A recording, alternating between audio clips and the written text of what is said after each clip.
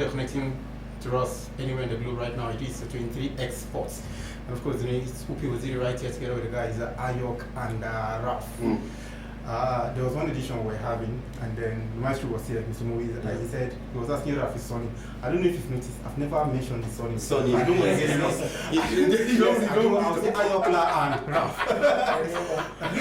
Raf, you may introduce yourself. You may introduce yourself. Well, the Sonny part is a very tricky part, so we'll stick to Raf. Okay, perfect. Let's stick to Raf. Let's talk about something quite sticky at the moment, because Gerard Pique has been told that he is no longer needed at Barcelona for quote and unquote unprofessional conduct. Sure. Raf, good afternoon, you're welcome. Let's hear from you. I wonder how he's putting me in this situation for Gerard Pique. But we're talking about El Presidente himself. I mean, the one I would say he devises his opinions. He's just the guy. He's just the guy in terms of controversies, in terms of footballing abilities, and all of that. But Gerard Pique has been in quite a mess for Barcelona since the day Carlos Puyol stopped being his centre-back partner. It became a very dicey situation for Gerard Pique because everybody was expecting him to step up. Everybody was expecting him to be the man for the job. But it's like all Barcelona fans were feeling he never stepped up. So little by little, they just lost faith in him, and they just felt, we can do without this guy. And then when Koeman came into the equation, he had injury worries, he wasn't starting, he wasn't doing this and all of that. When Titi came, had a good game, had a good spell, and went out of the team. But when Xavi took over at Barcelona, it's like we saw a new Gerard Pique. He came up with the energy, he came up with the drive, and he was performing at a very, very good level. You remember that all the good games Barcelona had against Napoli, against Athletic Bilbao, even against Real, I think he was fantastic at the back. And he now started having injury worries, and he was out of the side. Xavi could not build the team because he felt, if you're not in the squad, how am I going to build with you? And then unprofessional conduct started appearing. We saw the issues with Shakira, the issues with young boys in the squad, and also what he does off the pitch out of his business activities and all of that. So I think Barcelona felt you are not in football anymore. Your mind is not here anymore. Physically and mentally. Physically you can't cope. Mentally you have a lot on your head. So why don't you just call the shots? And also you have a very, very big wage bill. And if we take you off the wage bill, we can bring you some good players. So I think this validates the reason why Barcelona are saying, "Oh, Presidente, we love you. You sacrificed a lot for us, but right now at 35 you might just look." You've said some things I want to get back to you, but let's go to Ayok at the moment. Looking at the position Barcelona are in, very well-known position financially and otherwise. Can they risk losing Gerard Pique? How important is he to the team? Can they risk losing? That question is a bit two-way. Importance in terms of on-pitch activities.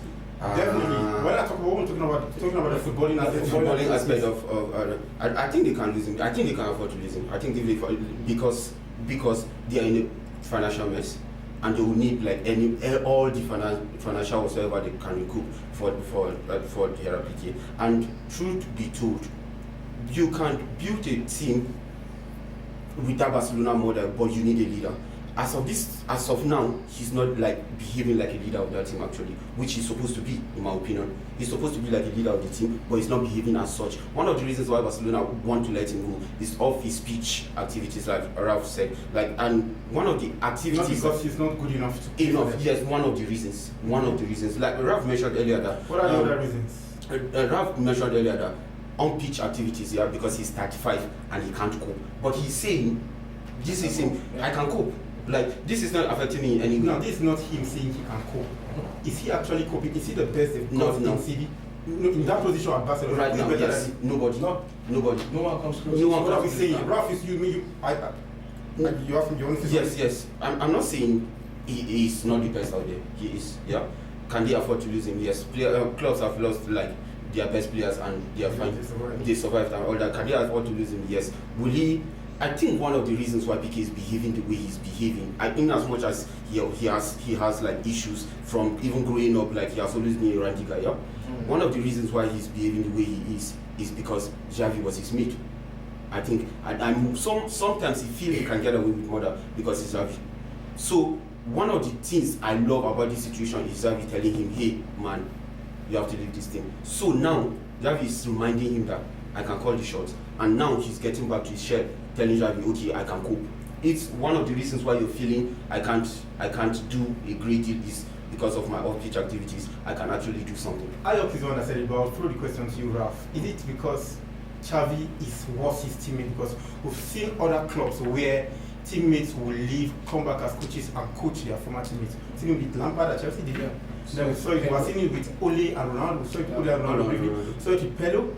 Should this be a problem, or is it just Pique not being professional and getting too distracted? Because if you trace it back in time, you notice that this is not the first time he's having these issues. Under Luis Enrique, this is the same model Luis Enrique adopted and told him that, young man, I can't keep you on this team anymore. You are not up to the task. I think at that time, Mascherano was really good. So Mascherano was somehow calling the shots at centre back. So he felt if we can get another centre back to partner Mascherano, we are good. But Pique said, no. If I'm going to leave this team, I'm going to leave as a starter, but not as a substitute player. And he worked on himself and he came back to the team. He had issues with Pep, and he told Pep that I can cope, and Pep said you can't cope, and all of that. So I think it's not really about the fact that Xavi is team. I just feel Pique, like Ayoka said, is a randy guy. He just wants to have fun. He just wants to enjoy himself, and he's not so much of a leader. That's one of the biggest problems we've had. I remember Carlos Puyol saying something that during one of the games that he just came back from injury, and then a striker was coming with the ball, and then the ball was out, and Pique now met Puyol and I said, "Oh, Capitano, it's good to have you back." And he was like, focus on the game. Come on, man. What are you doing? And that's very that's the distraction we're talking about. And then you don't need that. You don't need that. This is the guy that's supposed to be the leader of the team and taking Ricardo Pique to a club and all that. And Garcia. That's so not you just a good leadership quality. His footballing qualities cannot be doubted. It cannot be denied.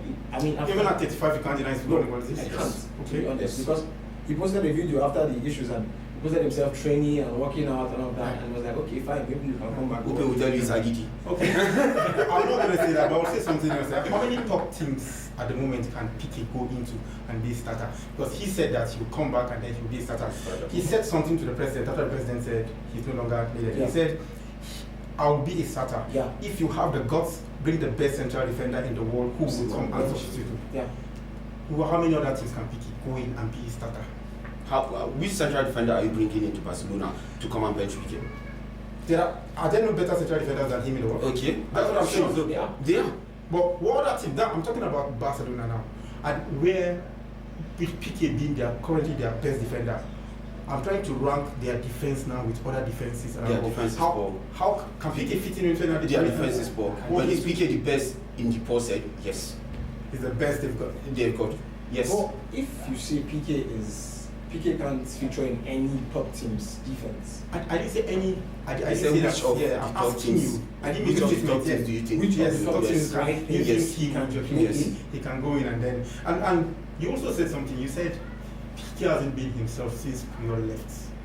You said Himself? Yeah. Puyol left 2014. Yes. What Ralph actually means is Pique hasn't actually stepped up to I'm not saying he has not been himself. He hasn't actually stepped up to the level that I you said expect. since Puyol left, right?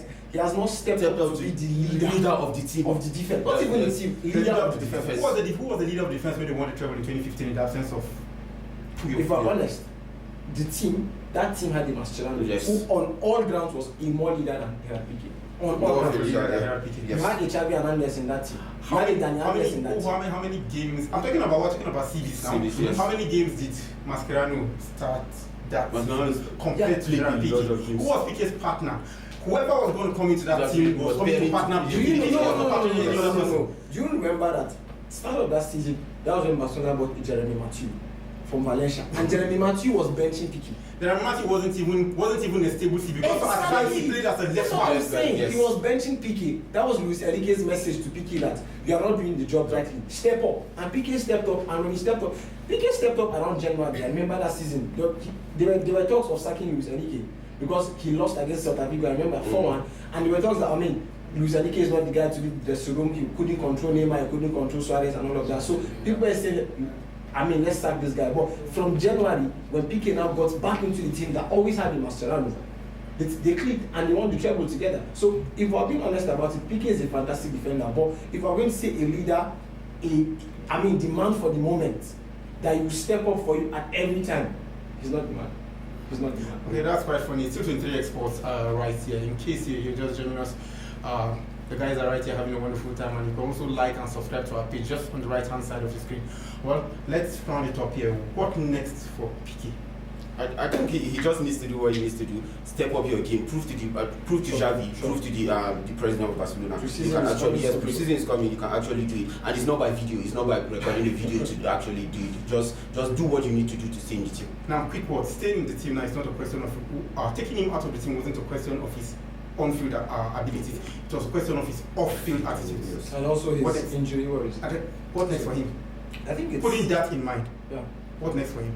I think it's just to focus more. I mean, put in more efforts and just come back into the team. So from your answers, if Pique gets back to full fitness and is performing again, Barcelona will ignore his off-field antics and then bring him back into the team. I think he will. Even his off-field antics. I want you guys to give a definite answer. Even if his on-field antics, I think he has mellowed down a bit.